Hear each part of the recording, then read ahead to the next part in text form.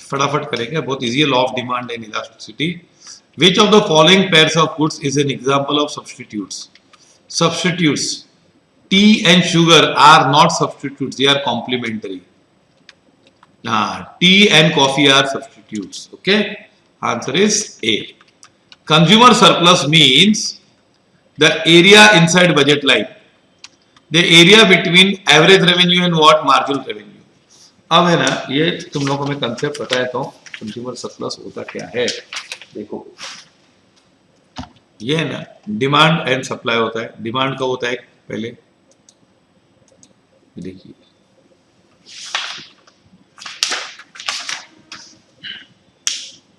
This is demand curve, ये demand का होता है। तो आदमी सपोज ये यहां से ऐसा है, ये 1 यूनिट है, 1 यूनिट के लिए, फर्स्ट यूनिट के लिए मैं इतना, अगर एक ये सपोज भाव है, ये 1 यूनिट है तो इतना भाव होगा। दूसरा यूनिट है तो हम लोग इतना, 2 यूनिट के लिए हम इतना देने को तैयार है। 2 यूनिट बेचना तो भाव कम करना पड़ेगा। अगर भाव और कम हो तो हम 3 यूनिट खरीदेंगे ना। ऐसा करते करते ये जो एरिया है ना, डिमांड कर्व के नीचे होती है एरिया, वो हम लोग पैसा देने को तैयार है। That is the amount you are ready to pay. पर आप दोगे कितना, ये सप्लाई कर्व है। प्राइस डिसाइड हुई ये, तो ये जो है दिस, मैं कलर चेंज करके बताता हूं तुम लोग को। ये जो ग्रीन जोन है, ग्रीन एरिया है, ये तुम लोग दे रहे हो, ये तुम लोग दे रहे हो, और तुम लोग देने को कितना तैयार हो, यहां से लेकर ये देने को तैयार हो पूरा। ओके, तो ये जो पार्ट होता है ना, जो ये सरप्लस होता है, क्या होता है वो, सरप्लस होता है। अब इसमें आंसर में क्या लिखा है, area between average revenue curve and marginal revenue curve, the difference between maximum amount a person is willing to pay and the amount actually paid. So the answer is C. क्या answer है, C. Suppose department store has to sell its silverware. Its price setting is reduced from 300 to 200 and the quantity demanded has increased from 1000 plates to 5000. ना इसमें ना पहले तुम लोग को demand note करने का, find the price elasticity of demand. यहाँ पे लिखा यूज आर्क इलास्टिसिटी मेथड। अभी आर्क इलास्टिसिटी मेथड कैसे होता है, इसमें देखो क्या लिखा है, इसमें इसका डिमांड कितना चेंज हुआ पहले ये बताओ। ओके, डिमांड कितना चेंज हुआ, देखो डिमांड है ना, कहां से कहां पहुंच गया, 3000 टू 5000, 2000 इंक्रीज हुआ। अब ये 3000 से 5000 पहुंचा, तो इसका एवरेज कितना होगा, 4000। ये change in demand, 3000 plus 5000 upon 2, arc elasticity है इसलिए एवरेज लेने का, 3 प्लस 5। प्राइस का क्या हुआ, प्राइस कहां से कहां पहुंचा, 300 से 200 कम हुआ प्राइस, तो 100 कम हुआ प्राइस, है ना, 100 कम हुआ, लेकिन 300 से 200 है ना, तो इसको 300 प्लस 200 डिवाइड बाई 2, तो यहाँ पे 250 लेने का। तो ये क्या हो जाएगा, 1/2 इंटू ये 2/5 है, into 5/2, sorry here it is 1/2, 2000 divide by 2/5, तो क्या हो जाएगा 1/2 इंटू 5/2, तो ये हो जाएगा 5/4, दैट इज 1.25। अगर ये पॉजिटिव 1.25 और नेगेटिव 1.25 दोनों आंसर दिए ना, तो इधर आर्क इलास्टिसिटी दिया था एवरेज लेने का, तो ये सी आंसर है इसका। क्या आंसर है, सी। अगर इसमें -1.25 और 1.25 दोनों दिया है, तो देखने का डिमांड और प्राइस ऑपोजिट डायरेक्शन में जा रहे हैं, तो माइनस आंसर लेने का फिर। ओके, आया समझ में कैसे किया, मालूम पड़ा। ये देखो डिमांड कितना बड़ा, 2000 आउट ऑफ 3000 टू 5000, तो एवरेज कितना 4000 है। प्राइस कितना बड़ा, 100 रुपया, 300 से 200 घट गया ना, हाँ, तो 300 से 200 हो गया, तो उसका एवरेज क्या 300 और 200 के बीच का 100 पे 250 है, क्या 100 बाय 250, फिर इसका आंसर 1.25 आता है, वो 1.25 is the answer arc elasticity method से। Then a discount store has a special offer on CDs. It reduces its price from 150 to 100. Suppose the store manager observes that the demand has increased from 700 CDs to 1300 CDs. Demand कितना बढ़ गया है? 700 to 1300. What is the price elasticity of demand? पहले बताओ price कहां से कहां कम हुआ है? 150 to 100 हुआ है कि नहीं? ओके, तो 150 to 100 हो गया है, 100 भाव हो गया है, और डिमांड 700 से लेकर कितना बच गया है? 1300 हो गया है ना। डिमांड का कितना है? 600 हुआ, और इन दोनों का एवरेज क्या होगा? 1000 है कि नहीं? डिवाइड बाय कितना बढ़ गया, प्राइस कितना कम हो गया? 50, और इन दोनों का एवरेज कितना होगा? 125 है ना। तो ये होगा 6/10 इंटू 50/125 इंटू, तो 125/50। अब ये कैलकुलेटर करके देखो कितना आंसर आता है। 125 इंटू 6 डिवाइड बाय 500, तो कितना आएगा? 1.5 ना। हाँ है 1.5 आंसर दिया हुआ है, हाँ 1.5। ओके, बोला है आर्क इलास्टिसिटी तो प्रॉब्लम ही नहीं है, 1.5। Okay, answer is 1.5। आया चौथा सम समझ में? ओके, हाँ ये सब सेम इलास्टिसिटी के ही है। If local pizzeria raises the price of a medium pizza from 60 to 100 and the quantity demanded falls from 600 to what? 600 to a night to 100 pizza, मतलब भाव बढ़ा दिया इसने। अब पहले बताओ डिमांड में कितना चेंज आया? डिमांड में चेंज आया 700 से डिमांड कहां पहुंच गया? 100 पे ना। और प्राइस कहां से पहुंच गया? 60 to 100, नहीं 60 to 100, यस है ना। ओके, अब चेंज इन डिमांड क्या है? 600 डिवाइड बाय, इन दोनों का टोटल करो तो 600 डिवाइड बाय 400, एवरेज 400 होता है कि नहीं? 700 से ये, हाँ, डिवाइड बाय 40, प्राइस में है 40/80, तो ये 6/4 इंटू 80/40, दैट इज 2/1, तो आंसर 3 है। यस यस, तो 6/4 इंटू 2/1, तो आंसर क्या आएगा? 3। इसका आंसर 3 है। आया समझ में तीनों मेथड? तीनों। Dash pair of milk is an example of substitute. Dash pair of commodity is the example. Coffee and milk, diamond and cow, pen and ink, mustard oil and coconut oil. कौन सा है बताओ? ये लोग example, mustard oil and coconut oil. Marginal revenue will be negative if elasticity of demand is. Marginal revenue negative कब होगा? जब elasticity of demand, अब तुम लोग को पता है एक फॉर्मूला है, कौन सी फॉर्मूला है? MR is equal to ER into 1 - 1/E ना। तो ये कभी पॉजिटिव होगा, ये तो पॉजिटिव ही होता है, ये पॉजिटिव चाहिए, ये कभी पॉजिटिव होगा जब ये लेस देन 1 हो। ये लेस देन 1 कभी होगा? जब ये E is greater than 1। Okay, तो क्या आंसर आएगा इसका?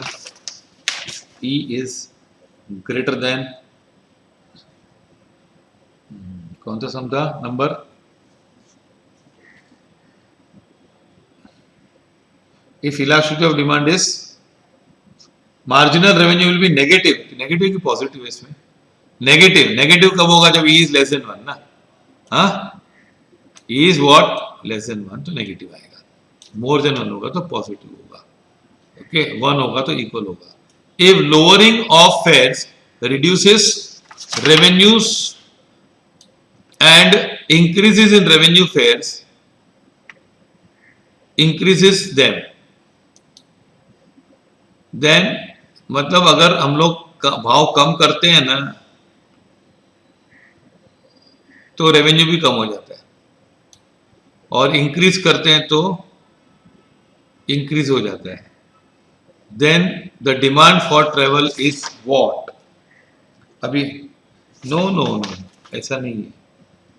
ए लोअरिंग ऑफ फेयर्स, अगर तुम लोग भाव कम करोगे तो डिमांड ऊपर जाएगा,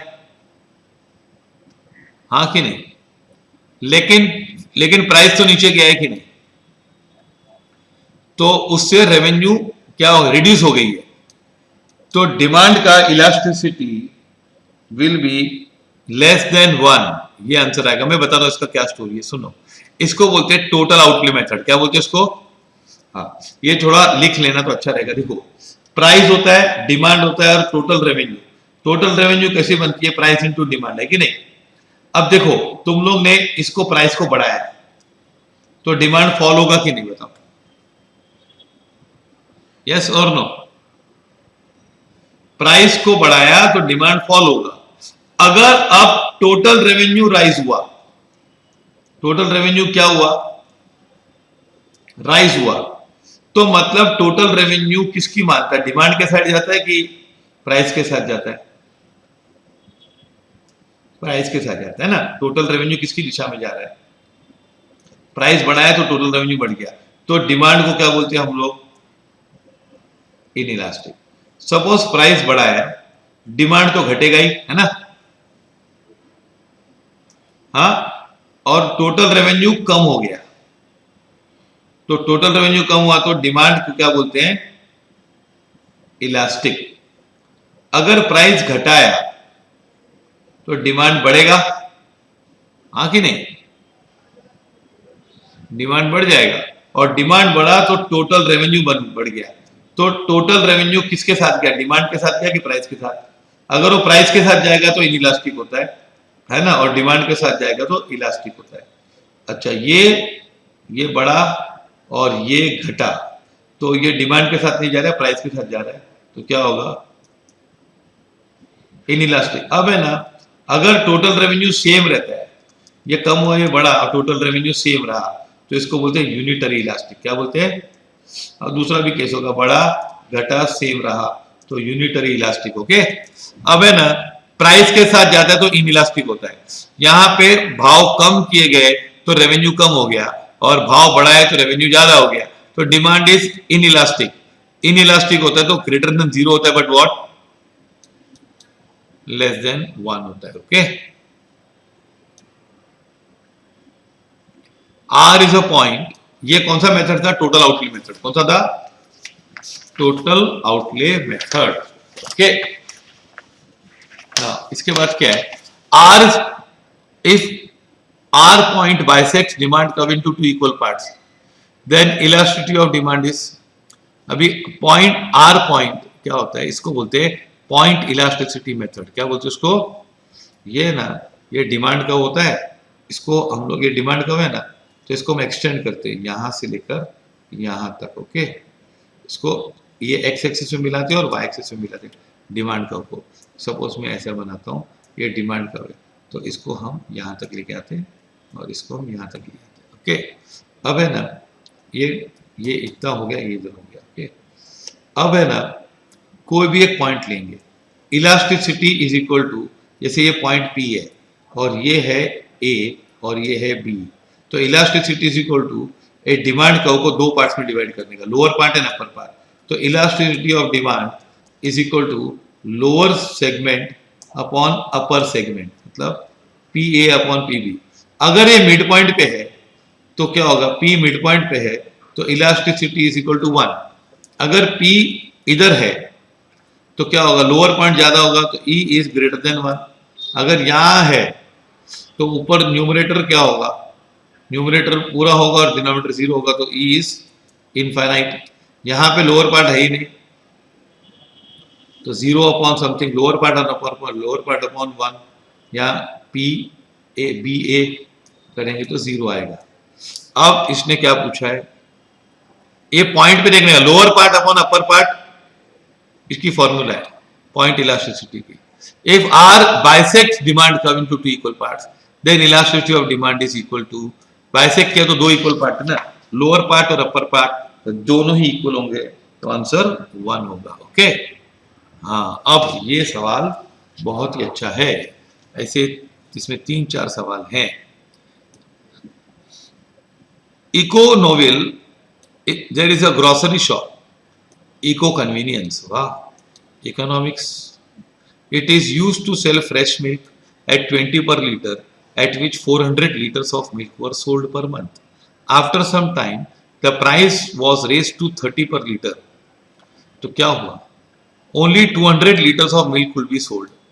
The number of boxes of cereal customers brought down from 280 to 400, and the number of packets of powdered milk went up by 90 to 220. अब देखो इसमें क्या है कि ये प्राइस थी, ये मिल्क था, और भी कोई प्रोडक्ट है इसके पास,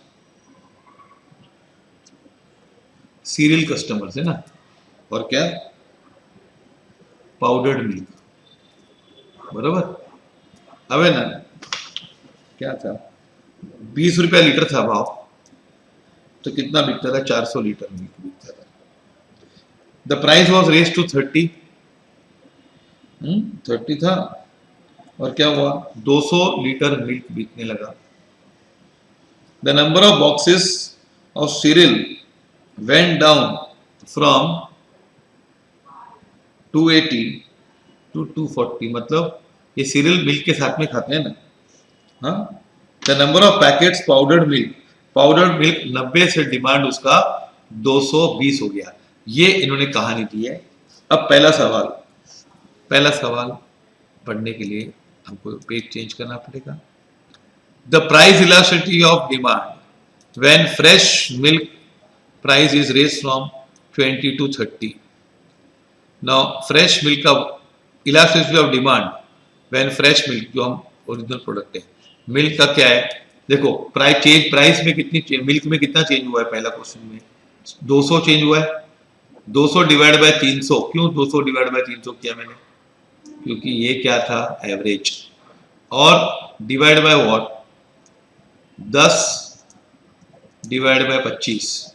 अब 200 डिवाइड बाय 300 इज 2/3, और ये 10 डिवाइड बाय इज 2/5, तो मैं यहाँ पे 5/2 लिखता हूँ। तो ये क्या आंसर आएगा, 10/6 इज इक्वल टू 1.66 है क्या ऑप्शन में, देखो, हाँ है, ये रहा 1.66 इज द आंसर पहले का। ये आर्क इलास्टिसिटी क्लियरली बोला है। The cross elasticity of demand of monthly demand of cereal when fresh milk increases from 20 to 30, price of cross elasticity of cereals. अब सीरियल्स का क्या भाव है, 280 से लेकर कितना हो गया, 240 हो गया, तो सीरियल्स का डिमांड 40 चेंज हुआ, 40/260, 260 इसका एवरेज है। ओके, हाँ, multiply by divide by 10 divide, price का तो वही चेंज है, 10/25, तो क्या होगा, 40/260 इंटू 10/25 इंटू 25/10, ऐसा हो जाएगा। तो 40 into 25 divide by 260 divide by 10 कितना आता है, 40 into 25 divide by 260 divide by 10, answer is 0.38। अब है ना, इसमें 0.38 पॉजिटिव भी दिया और नेगेटिव भी दिया है, ये भी दिया है। अब देखो क्या हो रहा है, मेरे को बताओ,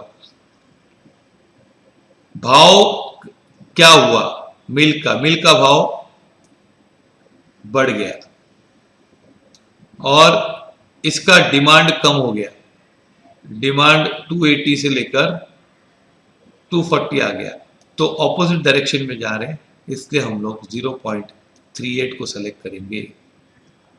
the cross elasticity of monthly demand of powdered milk when price of fresh milk increases from 20 to 30 पर लीटर, मतलब फ्रेश मिल्क का क्या होगा, फ्रेश मिल्क का क्या हुआ है, सॉरी फ्रेश मिल्क नहीं है, क्या है, पाउडर्ड मिल्क का, पाउडर्ड मिल्क ना, क्या हुआ है, फ्रेश मिल्क का भाव बढ़ गया, पाउडर्ड मिल्क क्या हो गया, 90 से लेकर 220 हो गया, क्योंकि लोग पाउडर्ड मिल्क सब्स्टिट्यूट है और सीरियल्स कॉम्प्लीमेंट्री। अभी कितना बढ़ गया 130, 90 से 220 मतलब 130 हुआ है। और इनका एवरेज करो 220 प्लस 90 डिवाइड बाय 2 तो 155 है। इनटू ये तो सेम रहेगा 10 बाय 25 तो इंटू 25 बाय 10 कर रहा हूँ। अब 130 into 25 divide by 155 divide by 10 तो आंसर आता है 2.09। लेकिन फिर सवाल है कि 2.09 पॉजिटिव आएगा कि नेगेटिव आएगा। प्राइस बढ़ी है और ये भी न बड़ा है तो answer will be 2.09 positive. Okay, समझा कि नहीं? यस और नो? इसको बोलते क्रॉस इलास्टिसिटी। और इसमें लिखने का क्रॉस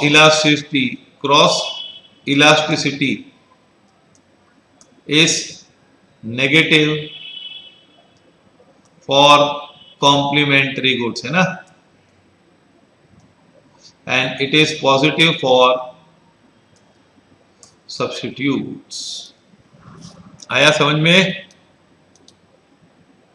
अब when we have said, what can be said about the price elasticity of demand of fresh milk? Fresh milk के बारे में आपका क्या ख्याल है? फ्रेश मिल्क का आंसर क्या आया था? फ्रेश मिल्क पहले क्या आया था 1.66 नो, तो 1.1 से ज्यादा है तो it is elastic no, perfectly elastic नहीं लेकिन इलास्टिक है। Okay, suppose income of residents of Ecoville increases by 50% and quantity of fresh milk demand increases by 30%, तो 30 डिवाइड बाय 50 करो कितना आता है?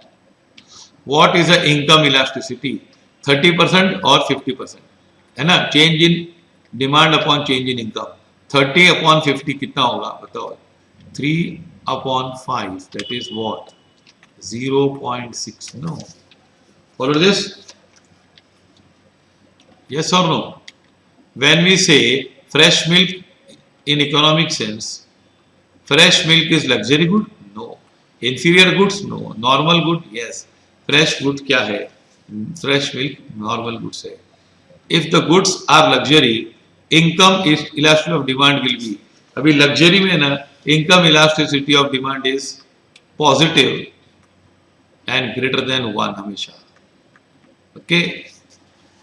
It is elastic, demand for luxury is elastic, ऐसा institute का मानना है। In case of given goods demand curve will be, given goods में ना डिमांड कर्व सप्लाई कर्व की तरह होता है, तो it is upward sloping to the right, ये है। डिमांड कर्व उल्टा होता है गिवन गुड्स। Follow this? हाँ, अब आ गया। If increasing the fair increase the revenue, भाव बढ़ा है डिमांड कम हो गया, प्राइस के साथ जा रहा है ना, and decreasing them decreases the revenue, then demand for air travel has a price elasticity of what? Greater than 0 but less than 1। आया समझ में कि नहीं?